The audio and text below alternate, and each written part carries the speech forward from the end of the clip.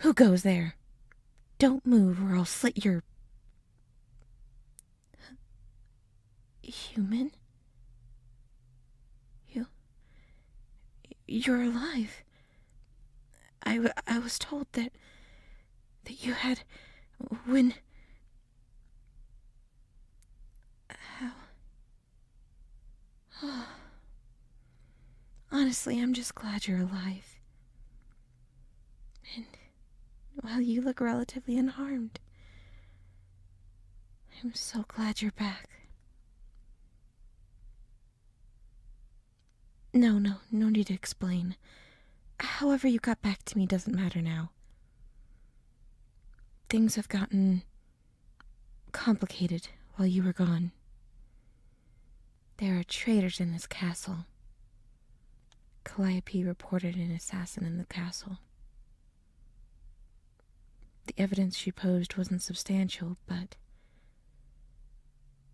she says she's got a gut feeling about this, and, well, her gut's never been wrong before. There's no specific clue as to who hired the assassin, but we know the request must have come from the inside. Calliope is currently interrogating all of those who have grudges against me, which, apparently, it's a long list. I bet it's obvious to you, isn't it? I'm a terrible ruler. I realize that now, and I think a part of me always knew that. I was never even meant to actually rule. I was given classes on how to walk and what fork to use with which meal. I wasn't taught how to run a kingdom. I was supposed to get married and bring a promising king to rule, but that never came to be. And I think you need to know the reason why. The truth. Just by that expression, you were told I killed my parents. There's no need to lie. Well, it's not true. My parents didn't care about me at all. I like to pretend that they did. Pretend that they saw me as a potential ruler, even a possible daughter. Anything other than just the pawn I was for their personal marital disputes. They even fought well into the night, and my sleep used to suffer from it. However, I did eventually get used to the screams. That is,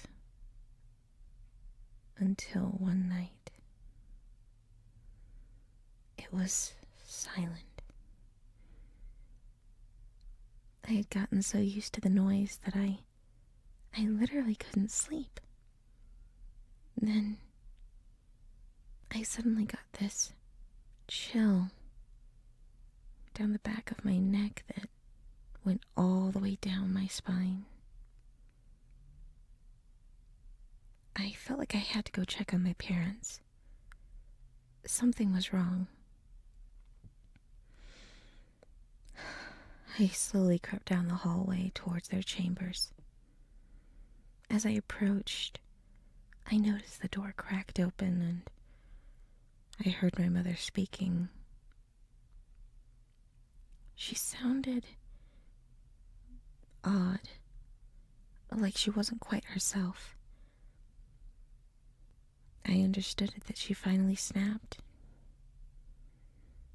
I slowly peeked in and I saw my mother murder my father in his sleep, and then kill herself immediately after. I was in shock. I couldn't even move.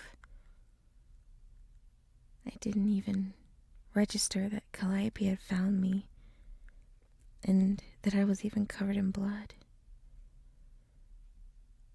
Calliope's scream snapped me out of it.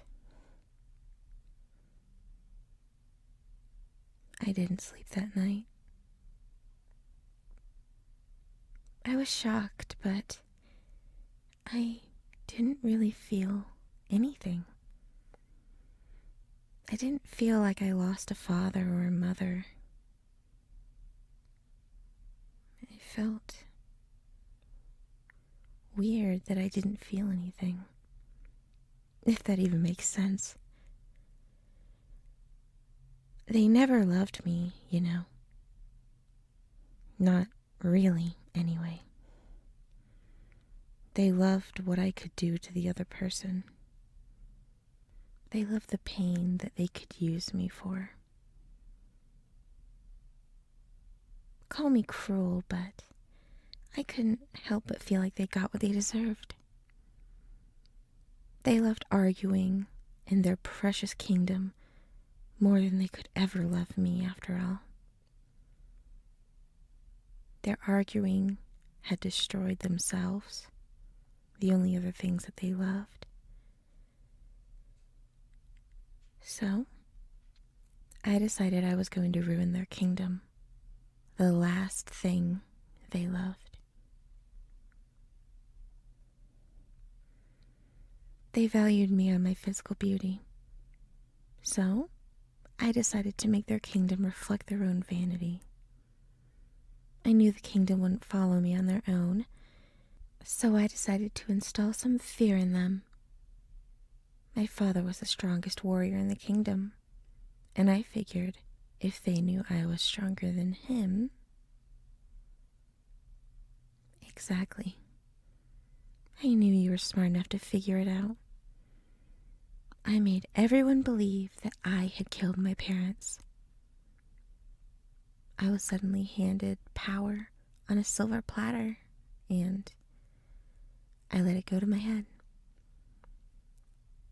I pranced around, bossed everyone I could, and no one stopped me because I was unstoppable, untouchable, a goddess among peasants. But now, I realize just how vulnerable I actually am. And I don't like it. No more. There will be no more insubordination. I understand that my subjects were right with their hatred towards me, but they must learn that behavior like this is not acceptable. And this is where you come in. You're going to be the one to enforce my rule. They'll learn again to fear me as they should. Don't be so modest. I'm sure you could handle a couple ne'er-do-well creatures. I'm making sure of it. Look. Ever since that assassin had visited me, I've been working on an enchantment. One that causes a major buff to physical strength and speed. And you've arrived at the perfect time. I've finally finished, and it's as perfect as my future kingdom will be. This is an obsidian ring crafted with shards of lapis, garnet, and pink sapphire in the band. It's gorgeous, isn't it? The wearer of this ring shall be endowed with the strength of gods. But to make sure I don't have any incidents, they shall also be bound to my word. How? It's also enchanted to make whoever wears this fall madly in love with me, as well as permanently binding the ring to its wearer. Which means, once it's on, it'll never come off again.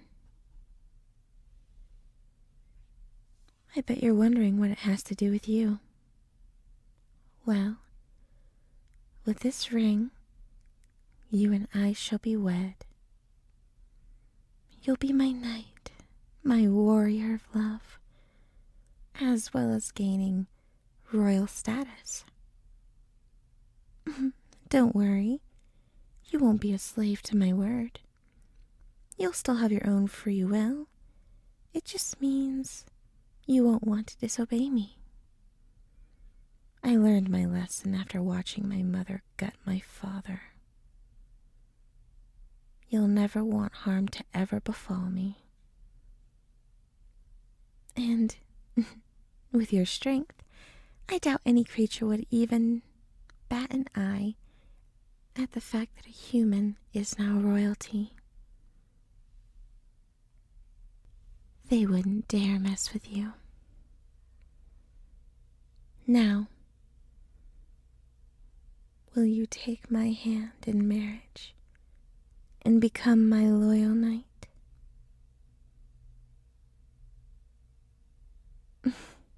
Good. You really didn't have a choice anyway. I love